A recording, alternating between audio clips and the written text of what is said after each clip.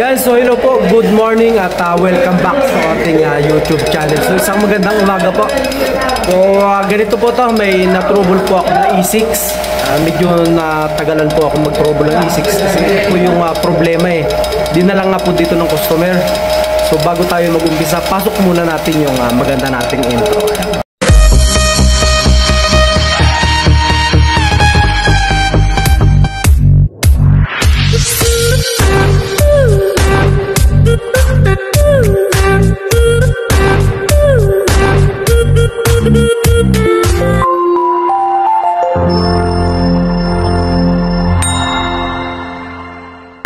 At dito tayo sa workshop ngayon at i-share ko lang po itong problema ng E6 na to sa lumang modelo po.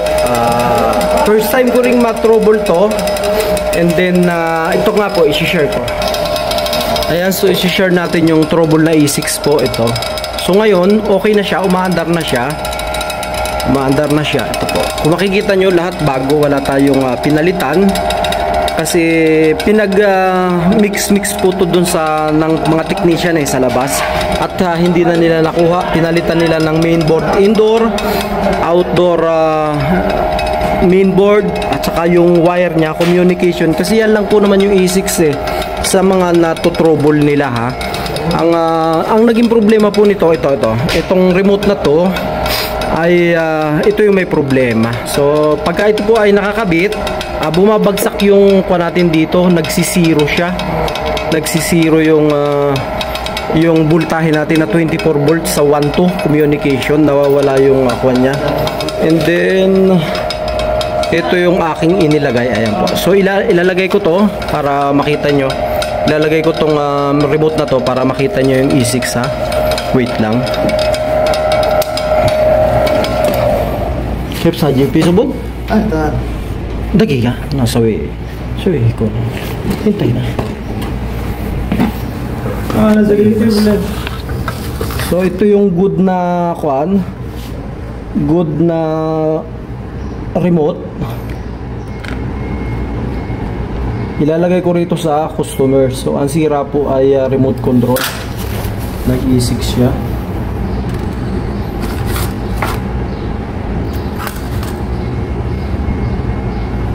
May subon sa jit. Bukeri. Bukeri ya. Luha mo jud. Ayo.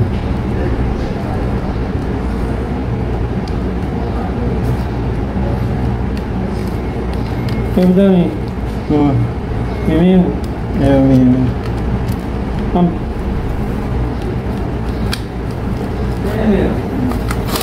So ito yung sa customer at iko ko yan.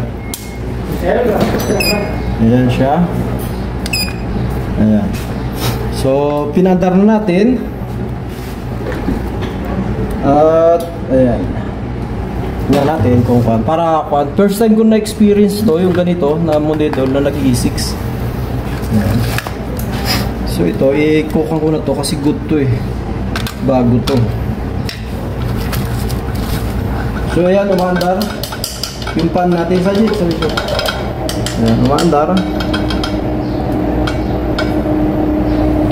هلا الحين كل اللوحات حقتها ايوه انا راجع ايوه كويس جديد انا اخوان بس ريموت صح؟ ايوه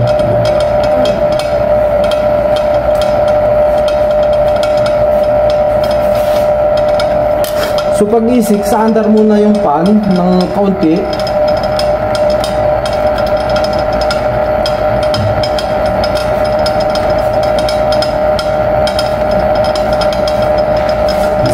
صوت هذا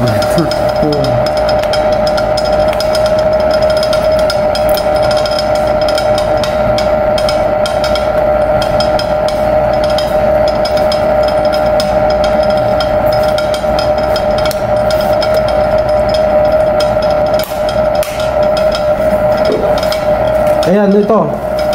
Ayan, so nag-E6 na siya. Ito lang yung problema, remote control. So yung A6 natin ang problema, na-trouble natin, ito lang remote na to.